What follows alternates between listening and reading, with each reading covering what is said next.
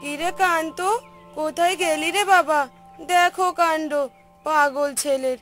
তুই এই সকালবেলা পুকুরে কি দিচ্ছিস শুনি? এই তো মা, পুকুরের মাছগুলোকে খাবার দিচ্ছি। তুই কি আমার কথা রাখবি না? আর কতবার বলবো তোকে? তুমি তো এখানে এসে কিছুই বলনি। আমি এই পৃথিবী ছেড়ে দিলে কি তুই বিয়ে করবি? বাড়িটা কেমন ফাঁকা ফাঁকা লাগে। বিয়ে শাদী তো সারা জীবনের ব্যাপার। আর এখনই আমি ভালো মেয়ে কোথায় পাবো? ভালো মেয়ে পেলে আমি এখনই বিয়ে করব। কি বললি? সত্যি? শোন, আমার বান্ধবীর একটা মেয়ে আছে, দেখতে অনেক মিষ্টি। আমি সব কথা পাকা করে এসেছি, কালকেই তোদের বিয়ে। এরপর কান্তর বিয়ে হয়ে যায় আর তারা তিনজন মিলে অনেক সুখে দিন কাটাতে লাগলো।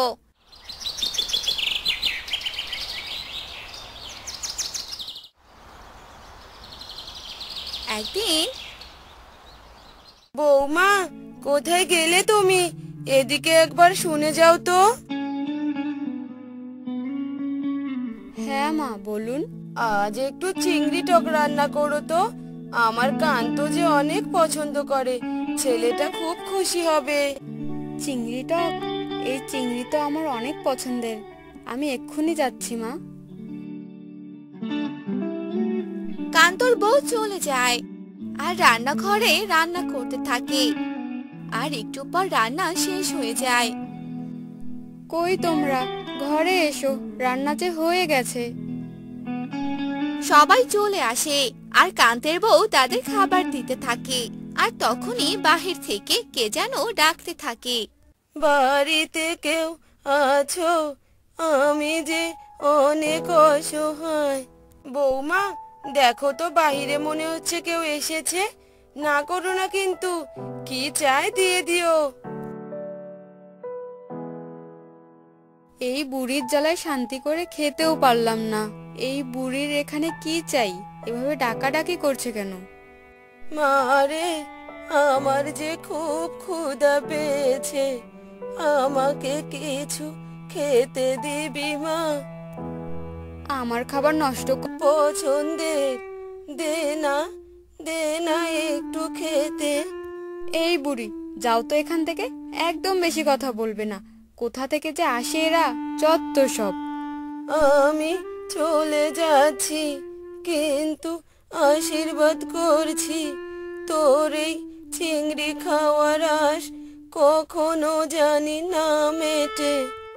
এ কথা বলে বৃদ্ধা সেখান থেকে চলে যায়।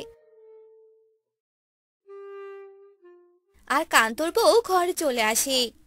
বুড়িমা কি চলে গেছে? খেতে দিলে না যে? না মা, খেতে দেইনি। এখানে তো মাত্র কয়টা চিংড়ি। আর এসব ভিখারিদের খেতে দিলে কাল দেখবেন আবার ঠিক চলে এসেছে। ছি বৌমা, এটা তুমি একদম ঠিক কাজ করনি। কান্তর বউ তার শাশুড়ির কথা না শুনে খেতে থাকে। আর খেতে খেতে সে সবগুলো চিংড়ি খেয়ে ফেলে। আহ, তরকারিটা তো অনেক দারুণ খেতে হয়েছে, কিন্তু এইটুকু খেয়ে যে আমার আরো খেতে ইচ্ছে করছে। গিন্নি, এগুলো তুমি কি করলে? সব চিংড়ি খেয়ে ফেললে। আমার আর মায়ের জন্য তো একটা চিংড়িও রাখলে না। আহ কান্ত, বৌমার ভালো লেগেছে, খেয়েছে। আমরা এই বেগুন তরকারি দিয়েই খেয়ে নেব। এরপর তারা খাবার শেষ করে আর কান্তর বউ বাসন মাজতে থাকে। বৌমা, বাসনগুলো মাজা হলে এই মাছগুলো কেটে নিও। যা গরম পড়েছে, নয়তো এই মাছগুলো নষ্ট হয়ে যাবে। বাসন মাজা শেষ করে কান্তর বউ মাছ কাটতে থাকে। মা ছেলে মিলে শুধু আমায় হুকুম করে আর সারাদিন একাজ ওকাজ লেগেই আছে।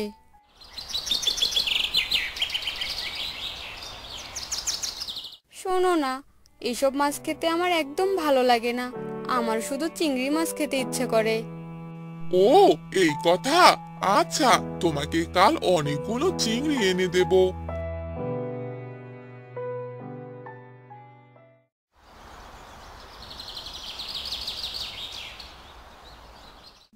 কই গো গিন্নি, কোথায় গেলে? এদিকে একবার এসে দেখো। কি হলো কি, এভাবে ডাকছো কেন? তুই আজও চিংড়ি এনেছিস? দে বাবা, আজ চিংড়ি আমি রান্না করব। বৌমা, তুমি ঘরে গিয়ে বসো। এই কথা বলে রমেশের মা রান্নাঘরে যায় আর চিংড়িগুলো রান্না করতে থাকে। বাহিরে গরুটা ডাকছে, রান্নাটা তো প্রায় শেষ হয়ে এসেছে। যাই, গরুটাকে একটু খাবার দিয়ে আসি।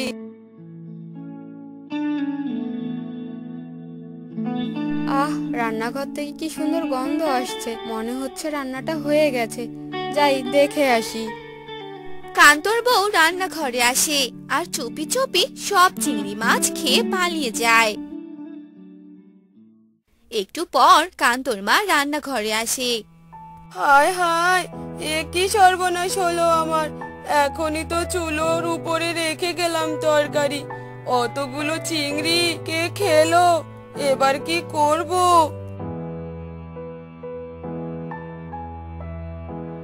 মা, আপনি রান্না কেন করছেন? কি হয়েছে? তারপর কান্তর মা কান্তর বউকে সবটা খুলে বলে। আরে মা, খেয়েছে হয়তো বিড়ালে। আপনি এভাবে কাঁদবেন না, আমি আপনার ছেলে আসলে সব বুঝিয়ে বলবো।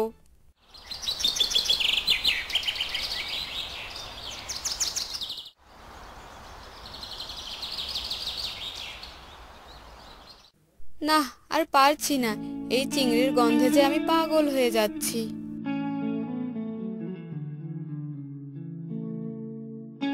এই বলে কান্তর বউ পাশের বাড়ির রান্নাঘরে উকি দেয় আর দেখে সেখানে কেউ নেই। কান্তর বউ চুপি চুপি সেই ঘরে ঢুকে চিংড়িগুলো চুরি করে খেয়ে নেয় আর বাড়িতে চলে আসে। আর এভাবে কান্তর বউ রোজ কারো না কারো বাড়ির চিংড়ির তরকারি চুরি করে খেত, কিন্তু কেউ তাকে ধরতে পেত না।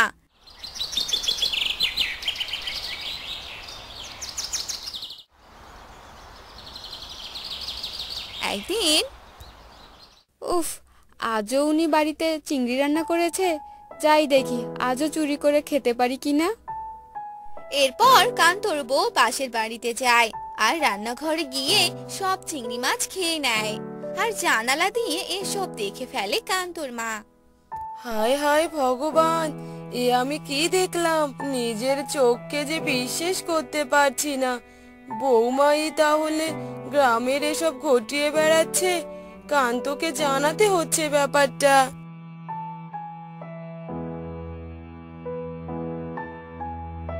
বাবা কান্ত, কান্ত, কোথায় তুই?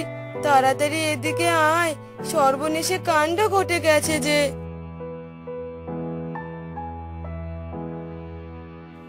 মা, এভাবে ডাকছো কেন? কি হয়েছে বলো তো? গ্রামে যে সবার বাড়িতে চিংড়ি চুরি হচ্ছে, এ কাজ যে তোর বউই করছে। এ কথা যদি জানাজানি হয়, তাহলে যে মান সম্মান আর কিছুই থাকবে না রে বাবা। এসব তুমি কি বলছো মা? আমি যে নিজের কানকে বিশ্বাস করতে পারছি না। এবার আমি কি করব? ঘর থেকে এসব কথা সব শুনতে পায় কান্তর বউ আর সে উঠোনে আসে। বিশ্বাস করুন মা, আমি এসব ইচ্ছে করে করিনি। শোনো বৌমা, আজকের পর কখনো কারো সাথে খারাপ ব্যবহার করবে না, আর অসহায় মানুষকে সাহায্য করবে। তাহলে দেখবে তোমার এই বদ অভ্যাস পরিবর্তন হয়ে যাবে। এরপর থেকে কান্তর বউ অসহায় মানুষদের সাহায্য করতে থাকে আর চিংড়ি খেতে ইচ্ছে হলে নিজে রান্না করে খায়। আর এভাবে তারা সুখে শান্তিতে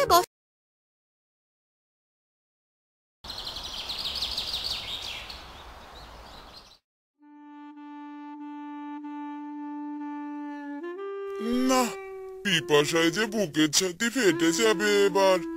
আশেপাশে তো কোনো টিউবওয়েল বা পুকুর কিছুই দেখতে পাচ্ছি না। যাই, একটু এগিয়ে গিয়ে দেখি।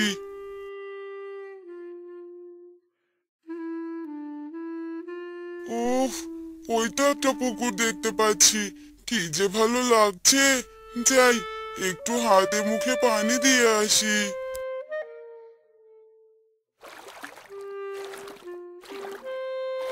ওরে বাবা রে, এগুলো পানি নাকি আগুন? উফ, হাতটা আমার জ্বালা করছে। এত খুঁজে যাও একটা পুকুর পেলাম, তাও এমন। কে বাপু তুমি? এ গায়ের মানুষ বলে তো মনে হচ্ছে না। কোথা থেকে এসো? আমার বাড়ি দূর দেশে। আচ্ছা, এই গ্রামে কি এই একটাই পুকুর? আমি যে একটু জল খেতাম, বড্ড পিপাসা পেয়েছে গো। না, কিন্তু এই গ্রামের কোনো জলাশয়ের জলই যে আর খাওয়ার উপযুক্ত নেই। এই গরমে গ্রামের মানুষ প্রায় মারা যাচ্ছে। কি আজব গ্রামে এসে পড়লাম গো। যাই, জীবন নিয়ে পালাই এখান থেকে। গ্রামের সবাই জমিদারের বাড়িতে আলোচনায় বসেছে। কি, সবাই মিলে এভাবে বসে থাকলে হবে?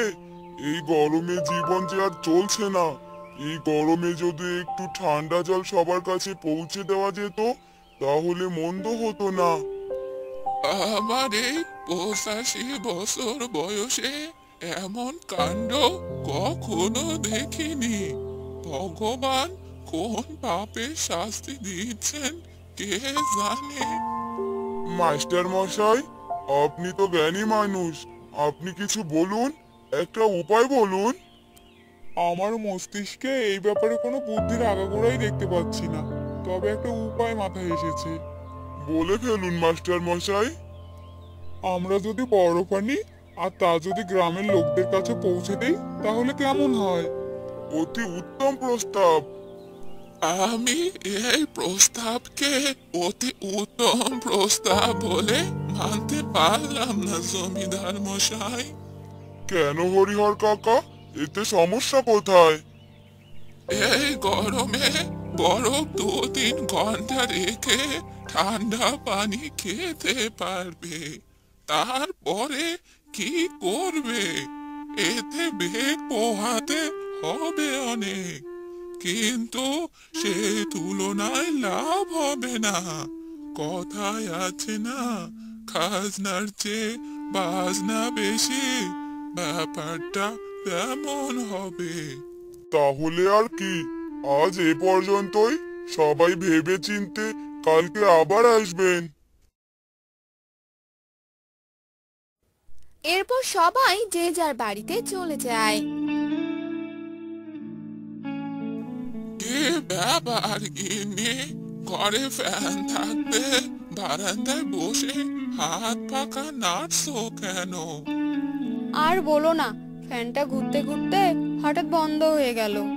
তাহলে হয়তো কারেন্ট চলে গেছে, তুমি বুঝতে পারোনি।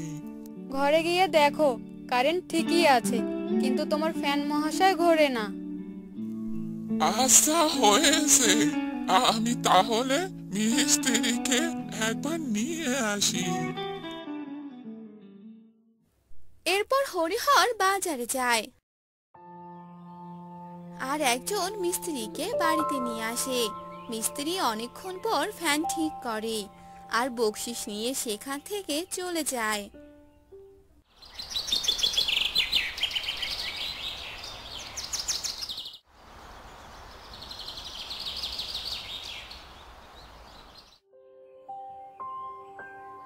পরের দিন আবার জমিদারের বাড়িতে সবাই উপস্থিত হয়।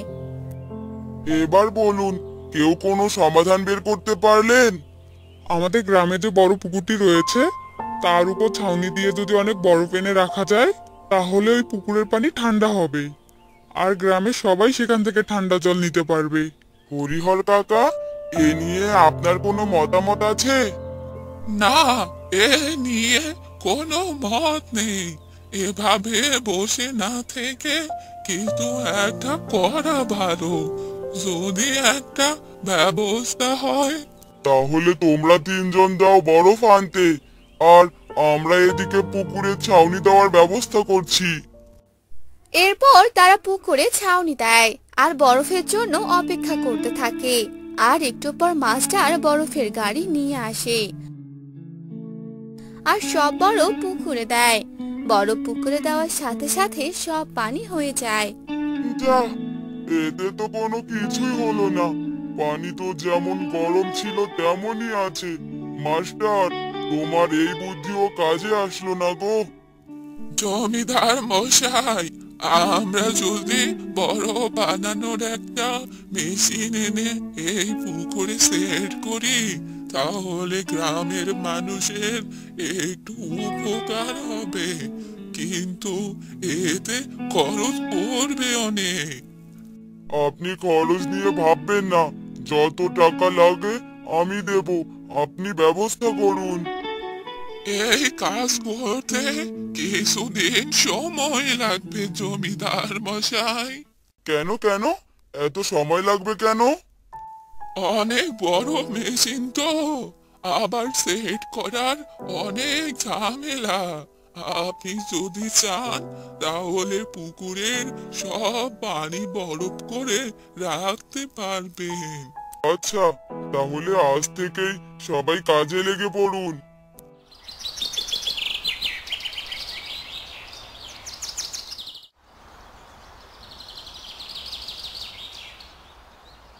বাহ বাহ, হরিহর কাকা যে কামাল করে দেখিয়েছে।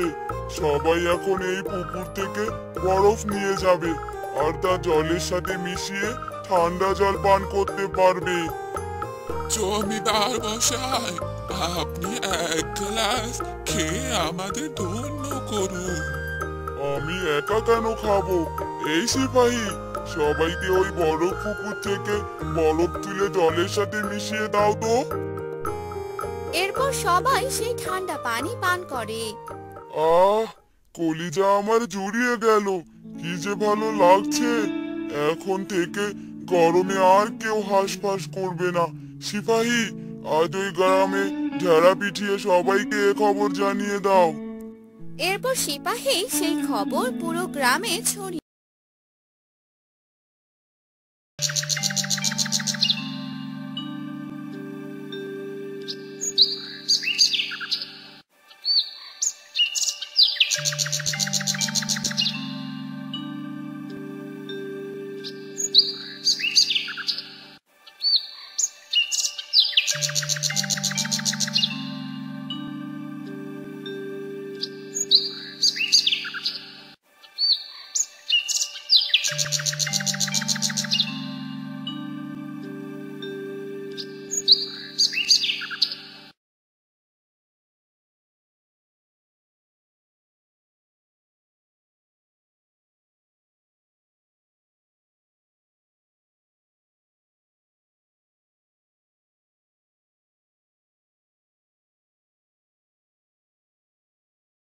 আরে বৌদি, এই দেখো, তোমার দাদা কাল আমার জন্য এই শাড়িটা কিনে এনেছে।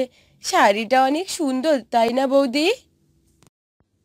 হ্যাঁ বৌদি, আসলেই তো শাড়িটা অনেক সুন্দর। আপনার দাদা তো আমার জন্য সব সময় অনেক কিছু নিয়ে আসে, আমি নিষেধ করার পরেও নিয়ে আসে। আমি আজ আসি বৌদি, বাড়িতে অনেক কাজ।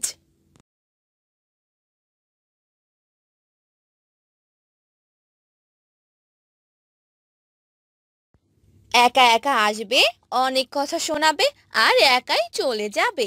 এগুলো কথা শুনতে আর ভালো লাগে না। আরে কি হলো গো গিন্নি, এভাবে একা একা কার সাথে কথা বলছো? কার সাথে আবার কথা বলবো? আমি আমার কপালের সাথেই কথা বলছি। কি কপাল আমার! আরে কি হলো গিন্নি, তোমার কপাল ফেটে গেছে নাকি আবার? আমার তো কপালই পোড়া। সবাই কত দামি দামি শাড়ি গহনা পরে, আর আমি কবে বলেছিলাম একজোড়া বালা বানিয়ে দিতে, কিন্তু আমার কথা আর কে শোনে? সব হবে গো গিন্নি, সব হবে। এবার ফসলগুলো উঠাতে দাও, সব ফসল বিক্রি করে তোমার জন্য এক সোনার বালা নিয়ে এসে দেব।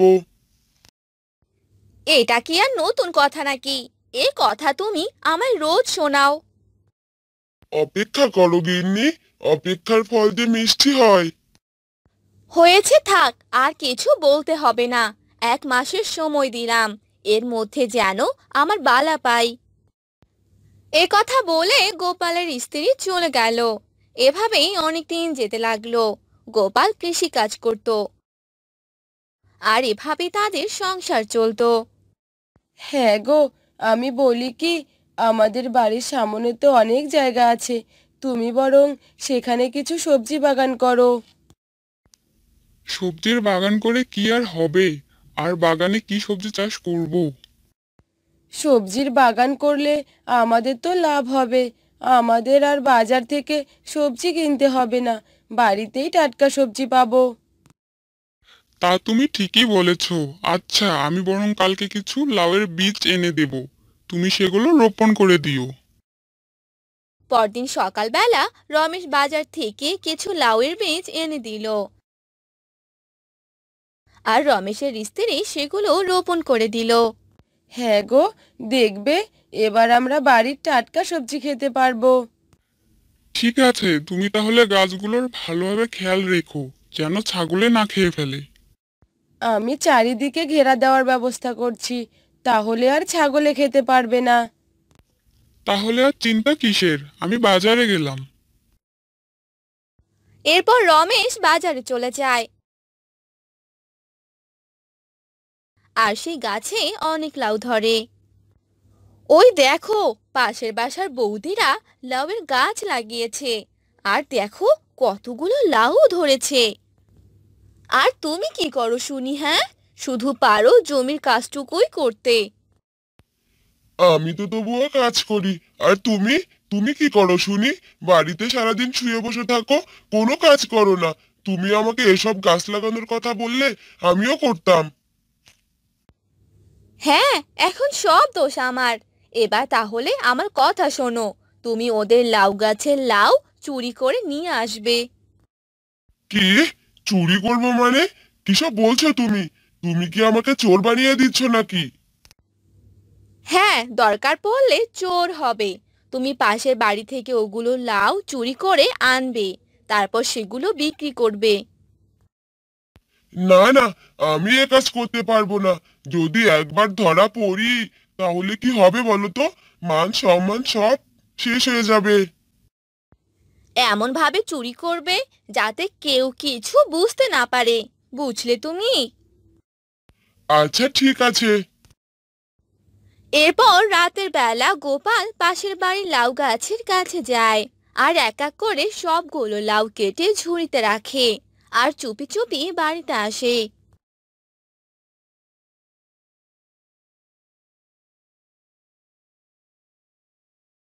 গিন্নি, গিন্নি, এই দেখো। আরে, এত ফিসফিস করে বলছো কেন শুনি? তুমি তো এখন ঘরেই আছো। ও, আমার তো মনেই ছিল না। যাই হোক, দেখো, লাউ গাছ থেকে সবগুলো লাউ এনেছি। আমার তো এখন খুব ভয় লাগছে। গিন্নি, যদি ধরা পড়ে যায়? না না, এখন আর ধরা পড়বে না। আগে বলো, তোমায় কেউ দেখেনি তো? না না, আমায় কেউ দেখেনি। তাহলে ঠিক আছে। এরপর তারা রাতে ঘুমিয়ে পড়ে। পরদিন সকালবেলা রমেশের স্ত্রী বাহিরে বের হয়। হায় হায় হায়, এ কি সর্বনাশ! আমার লাউ গাছের লাউগুলো কোথায় গেল? ওগো, তাড়াতাড়ি বাহিরে এসো। আরে, কি হয়েছে? এভাবে ডাকছো কেন? দেখো, কে জানি আমাদের সর্বনাশ করে দিয়েছে গো, সবগুলো লাউ চুরি করে নিয়ে গেছে। আরে তাই তো, গাছে তো একটি লাউও নেই। এসব কিছু বৌদি করেছে, আমাদের এত উন্নতি দেখে তাদের হিংসে হচ্ছে। চলো তো, চলো গিয়ে দেখি। এরপর রমেশ ও তার স্ত্রী গোপালের বাড়িতে গেল, আর ঘরে ঢুকে খোঁজাখুঁজি করতে লাগলো। আরে কি হলো? তোমরা এভাবে আমাদের ঘরে কি খুঁজছো? হ্যাঁ, কি খুঁজছে জানো না নাকি? হ্যাঁ, চুরি করে আবার জোর গলায় কথা বলছো। চুরি করেছি মানে? কি চুরি করেছি শুনি? এখন খুঁজলেই তো পাওয়া যাবে যে তুমি কি চুরি করেছো। তারা সবাই বাড়িতে খোঁজাখুঁজি করতে লাগলো। তখনই তারা অনেকগুলো লাউ দেখতে পেল। তখন তারা মোড়লকে ডেকে নিয়ে এলো, আর মোড়ল তাদেরকে চুরির দায়ে শাস্তি দিল। গোপাল ও তার বউ উপযুক্ত শাস্তি পেল।